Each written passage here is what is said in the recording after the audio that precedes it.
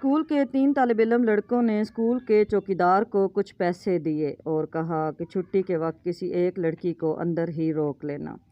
لالچی چوکیدار نے پیسے لے لیے اور جوں ہی چھٹی ہوئی تو اس میں سے ایک لڑکی کو گیٹ کے پاس ہی بٹھا دیا۔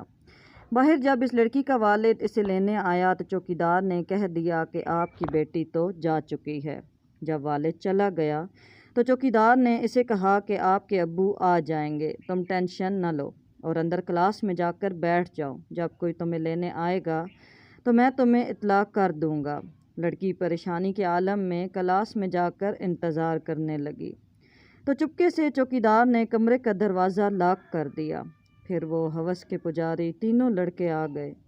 پہلے ایک نے جا کر زبردستی زیادتی کی اور پھر دوسرے نے بھی، لیکن جب تیسرا لڑکا اس کم سن لڑکی سے اپنی پیاس بجھانے اندر داخل ہوا تو آگے اس بچی کو دیکھ کر اس کی سانسیں رک گئیں اور وہ پتھر کی طرح ساکت ہو گیا۔ جانتے ہو کیوں؟ کیونکہ آگے وہ لڑکی اس لڑکے کی اپنی بہن تھی۔ لوگوں کی بہنوں اور بیٹیوں کو داغدار کرنے والوں سنو، ایک نہ ایک دن تمہاری بہن بیٹیوں کے ساتھ بھی ایسا ہوگا، کیونکہ یہ ایک قرض ہے جو چکانا ہی پڑتا ہے، بقول امام شافعی رحمہ